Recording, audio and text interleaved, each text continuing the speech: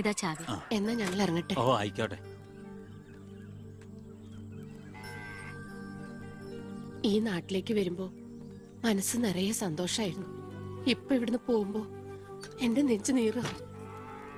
എന്റെ മോൾക്ക് വന്ന മഹാഭാഗ്യം ഞാനായിട്ട് തട്ടിത്തെറിപ്പിച്ചല്ലോ എന്നോർക്കുമ്പോ ഇന്നിപ്പോ മഹാറാണിയെ പോലെ കഴിയേണ്ട നീ 100 വട്ടം ശപിച്ചിട്ടുണ്ടാവില്ലേ ഈ അമ്മയെ? ഇല്ല അമ്മേ, അർഹിക്കാത്തത് ആഗ്രഹിക്കരുതെന്ന് കുഞ്ഞുനാളോട്ട് എന്റെ അമ്മയല്ലേ എന്നെ പഠിപ്പിച്ചത്.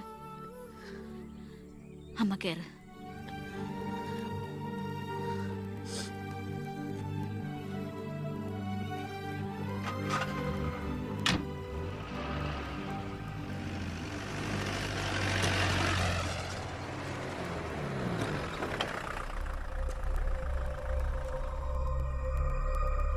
നിർത്തി വണ്ടി എടുക്കല്ലേ.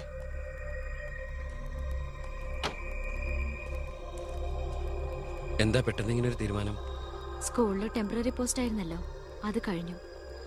ഇനിയിപ്പോ ആരാള്ള ഇവിടെ? ഞങ്ങൾ പോവാ നാട്ടിലേക്ക്. ഞാൻ ആ പഴയ പോസ്റ്റ് പെർമനന്റ് ആക്കി തന്നാലോ? വേണ്ട, എനിക്ക് പേടി എവിടെ ജീവിക്കാൻ. അവിടെ ചെന്ന് 10 കുട്ടികൾക്ക് ട്യൂഷൻ എടുത്തിട്ടാണെങ്കിലും ഞങ്ങൾ ജീവിച്ചോളാം. ഞാൻ അതല്ല ഉദ്ദേശിച്ചേ. അന്ന് ദേവികമ്മ ചോദിച്ച ചോദ്യങ്ങൾക്കൊന്നും എനിക്ക് മറുപടി പറയാൻ കഴിഞ്ഞില്ല. കാരണം പറയത്തക്ക പണിയൊന്നും ഉണ്ടായിരുന്നില്ലല്ലോ. ഇപ്പൊ എനിക്ക് ചെറിയൊരു ജോലിയുണ്ട്, ഇവിടുത്തെ ഹോം മിനിസ്റ്ററാ. സ്ഥിരം ജോലി എന്നല്ലെങ്കിലും 2 വർഷം തികച്ച MLA പെൻഷൻ കിട്ടും. പിന്നെ ഒരു ജോലി തനിക്കും കൂടി ഉണ്ടെങ്കിൽ ഒരു കുടുംബം സുഖമായിട്ട് കഴിഞ്ഞു പോക്കോളും. എന്തൊന്നും മിണ്ടാതെ രണ്ടുപേരും? മന്ത്രിയായെന്ന് കരുതി എന്റെ ഇഷ്ടങ്ങൾക്ക് മാറ്റമൊന്നും സംഭവിച്ചിട്ടില്ല കേട്ടോ. അമ്മേ, ഒരിക്കൽ കൂടി ഞാൻ ചോദിക്കുക, എനിക്ക് കല്യാണം കഴിച്ച് തന്നൂടെ ഇവിടെ?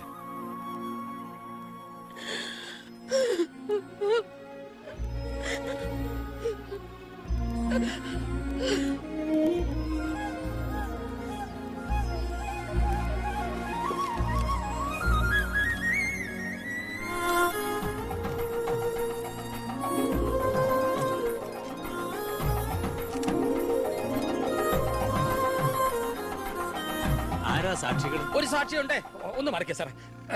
ജോസഫ് വർക്കി, കുണ്ടാലി തെക്കേതിൽ, ചിറ്റാരിക്കര. ഈ ധന്യ മുഹൂർത്തത്തിന് സാക്ഷിയാകാൻ ഒരവസരം എനിക്ക് തരണം. ദാ ഇവിടെ. അങ്ങോട്ട് മാറി നിൽക്കണോ? മാറിയിക്കാൻ പറഞ്ഞപ്പോ ഓക്കെ. തട്ടിപ്പും വെട്ടിപ്പും ഒക്കെ നിർത്തി ഇനിയുള്ള കാലം ഒരു നല്ല മനുഷ്യനായിട്ട് ജീവിക്കണമെന്നാണ് എന്റെ ആഗ്രഹം. നല്ലതാ. മന്ത്രിയോടൊപ്പം നടന്നില്ലെങ്കിൽ വീട്ടിലും നാട്ടിലും ഒരു പട്ടിയുടെ വില പോലും എനിക്ക് കിട്ടില്ല. എന്നെ കൈവെടിയരുത്. ഞാനൊന്ന് ആലോചിക്കട്ടെ. എന്താ ഈ പത്രക്കാരും പോലീസുകാരും കാണിക്കുന്നേ?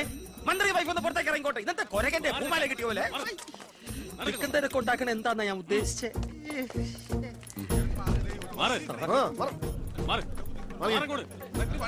വഴി കൊടുക്ക്. ഈ പാവപ്പെട്ട പെൺകുട്ടിയെ വിവാഹം കഴിച്ചത് പഴയ ബാല്യക്കാരുടെ മകളോട് ബാല്യകാലത്തിൽ തോന്നിയ കടുത്ത പ്രേമം കൊണ്ട് തന്നെയാണോ? നാട്ടുകാർ മുഴുവൻ നോക്കി നിൽക്കെ ഒരു ഗുണ്ട പഴപ്പിച്ച ഈ പെണ്ണിന് ജീവിതം നൽകിയത് ജനസിമ്പതി നേടി പ്രശസ്തി പിടിച്ചു വെക്കാൻ വേണ്ടിയല്ലേ? വിട് സാറേ. പത്രക്കാരോട് ഇങ്ങനെയൊക്കെയാണോ? അതിനുള്ള മറുപടിയൊക്കെ ഞാൻ പറഞ്ഞോളാം. അനന്തുമാർ വാ. കളി എന്നോടോ? തന്നെ പോലുള്ള മഞ്ഞപ്പത്രക്കാർക്ക് എന്തു എഴുതി പിടിപ്പിക്കാം. സ്വന്തം കൂടപ്പിറപ്പുകളുടെ കിടപ്പറ കഥകൾ വരെ. ആ സർക്കിൾ ഇൻസ്പെക്ടർ വിജയൻ സാറ് അവിടെ വെച്ച് അനന്തകുമാറിനിട്ട് 2 പൊട്ടിച്ചിരുന്നെങ്കിൽ നിങ്ങൾ പത്രക്കാരെ എഴുതി പിടിപ്പിക്കും ആഭ്യന്തരമന്ത്രി അധികാരം ദുർവിനിയോഗം ചെയ്തു എന്ന്. അതൊക്കെ ചീപ്പായി പോവില്ലേ? പക്ഷെ ഒരു ഭാര്യയെ കുറിച്ച് പറയുമ്പോ ഭർത്താവ് കുറച്ച് ചീപ്പായാലും വലിയ കുഴപ്പമൊന്നുമില്ല അല്ലടാ അനന്തകുമാറെ. സാറൊന്നും കണ്ടിട്ടില്ല, അനന്തകുമാറൊന്നും കൊണ്ടിട്ടുമില്ല. താടി ഉള്ളതുകൊണ്ട് പാടറിയില്ല. കല്യാണം കഴിഞ്ഞ് വധുവരന്മാർ ഇങ്ങോട്ട് എഴുന്നള്ളുന്നുണ്ടെന്ന്. ഒരു കാര്യം ഞാൻ പറഞ്ഞേക്കാം, അവരെ ഈ പടി കയറ്റിയ ആ നിമിഷം ഞങ്ങൾ ഈ പടി ഇറങ്ങും. അതിലൊരു മാറ്റവും ഇല്ല. അമ്മേ, ദാ അവരെത്തി.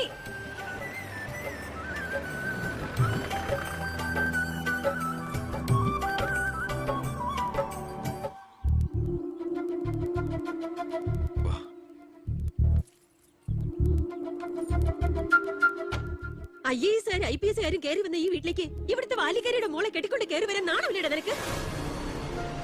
ഈ കെട്ടിലമ്മേ മന്ത്രിമന്ദിരത്തിലേക്ക് കെട്ടി എഴുന്നള്ളിക്കാൻ വരുന്നില്ലേ? അതെ, അത് തന്നെയാണ് ഉദ്ദേശം.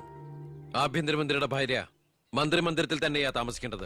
അല്ലാതെ അച്ചുവീട്ടിൽ അട്ടിപ്പേറ് കിടക്കുന്ന ഭർത്താക്കന്മാരുള്ള സ്ഥലത്ത് ഞങ്ങൾ താമസിക്കുമെന്ന് കരുതിയോ? ഇപ്പൊ ഞങ്ങളിവിടെ വന്നത് എന്നെ സ്നേഹിക്കുന്ന എന്റെ അമ്മയുടെ അനുഗ്രഹം വാങ്ങിക്കാനാ. വാ മോളെ, വലതുകാല് വെച്ച് ഐശ്വര്യമായിട്ട് കയറി വാ. ആ പടി ചവിട്ടി പോരുത്.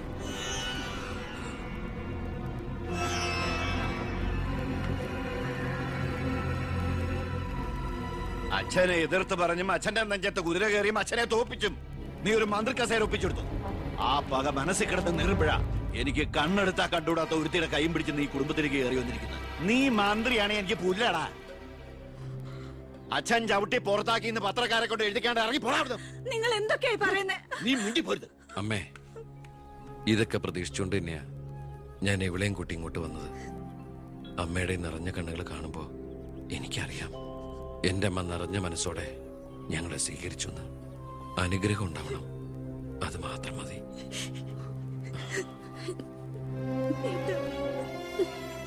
വാ.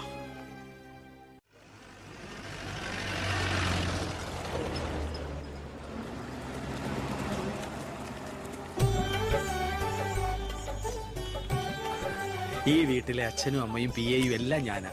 ഐശ്വര്യമായിട്ട് വലത് കാലം വെച്ചകത്ത് കയറിക്കേ. എന്റെ ഈശോയെ നന്മ വരുത്തണമേ. ഇനിയെങ്കിലും അവരെ അവരുടെ മാത്രം ലോകത്തിലേക്ക് വിട്ടുകൂടെ? മന്ത്രിക്കുമില്ലേ ഫസ്റ്റ് നൈറ്റ് റൊമാൻസും ഒക്കെ? പ്ലീസ് എല്ലാവരും ഒന്ന് പുറത്തേക്ക് ഇറങ്ങി. പ്ലീസ് പ്ലീസ് പറയുന്ന പ്ലീസ്.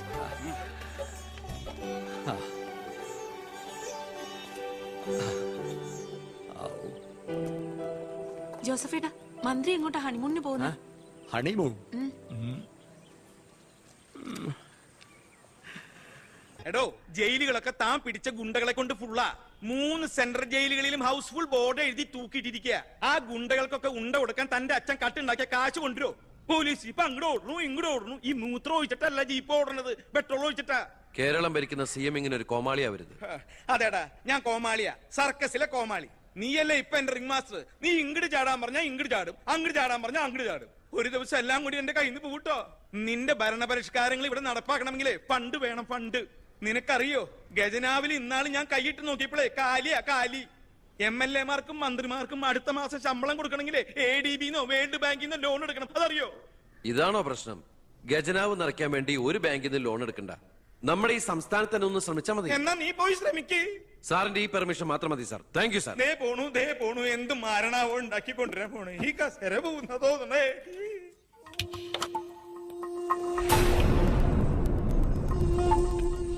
15 വർഷങ്ങൾക്ക് മുമ്പ് ഈ മന്ത്രി ദിവാകരന് ഇലക്ഷനിൽ മത്സരിക്കാൻ കെട്ടിവെക്കാനുള്ള പണം പോലും പാർട്ടിക്ക് സംഭാവന ചെയ്യുന്നു.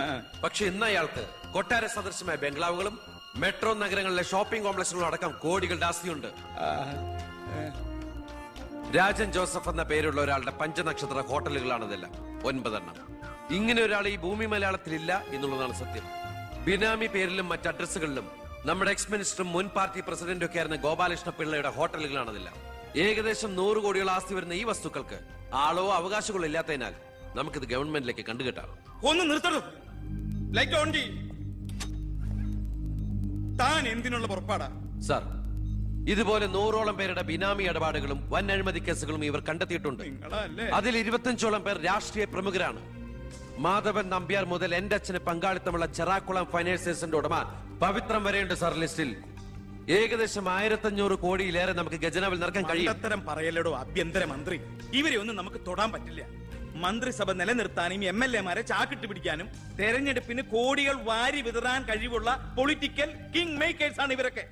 എന്തായാലും ഇവർക്കെതിരെ ആഞ്ഞടിക്കാൻ തന്നെയാണ് എന്റെ തീരുമാനം. ആഞ്ഞടിക്കാൻ നീ ആരാ? കൊടുങ്കാറ്റോ അതോ കത്രീനയോ? സാർ, ഞാൻ പറയുന്നത് എന്താന്ന് വെച്ചാല്, നീ എന്ത് പറഞ്ഞാലും അത് നടക്കില്ല. കോടതി നിയമവും മന്ത്രിസഭയും ഒക്കെ വിലക്ക് വാങ്ങാൻ ആസ്തിയുള്ളവരായിട്ട് ഒരു ഏറ്റുമുട്ടൽ ഞാൻ സമ്മതിക്കില്ല. വേണ്ട. സാറിനൊരു കാര്യം അറിയോ? നമ്മുടെ കേരളം ഭരിക്കുന്ന മുഖ്യമന്ത്രിക്ക് എത്ര കോടികളുടെ ആസ്തിയുണ്ടെന്ന്? തമിഴ്നാട്ടിലും കർണാടകത്തിലും ഒക്കെ ആയിട്ട് എത്ര ഏക്കർ ഭൂസ്വത്തുണ്ടെന്ന്? ഒരു ദരിദ്ര കുടുംബത്തിൽ ജനിച്ച് ഇപ്പൊ കോടീശ്വരനായി ജീവിക്കുന്ന ആ മുഖ്യന്റെ കഥ ഞാനൊന്ന് വിവരിക്കാം സാർ. Lights of. എന്ത് സാറിന് കാണണ്ടേ? നിർത്തണോ? കേരളം ഭരിക്കുന്ന ആ മുഖ്യമന്ത്രി ഞാനല്ലേ. ഞാനിപ്പോ എന്താ ചെയ്യണ്ടേ? അയ്യർ സാറേ, സാർ, അതുകൊണ്ട് കൊണ്ടുപോവാ. ദേവരന് അടുത്ത മാരണം. വിദേശ നിക്ഷേപങ്ങൾ വ്യവസായവൽക്കരണത്തിന് എങ്ങനെ പ്രയോജനപ്പെടുത്താമെന്ന് എന്റെ ചർച്ചയ്ക്കായി മലയാളി സംഘടനകളുടെ പ്രത്യക്ഷണം സ്വീകരിച്ച സാറും സാറിന്റെ പിയും അമേരിക്കയിലേക്ക് പറക്കുന്നു. നിങ്ങൾക്ക് രണ്ടുപേർക്കുള്ള വിസയും ടിക്കറ്റും.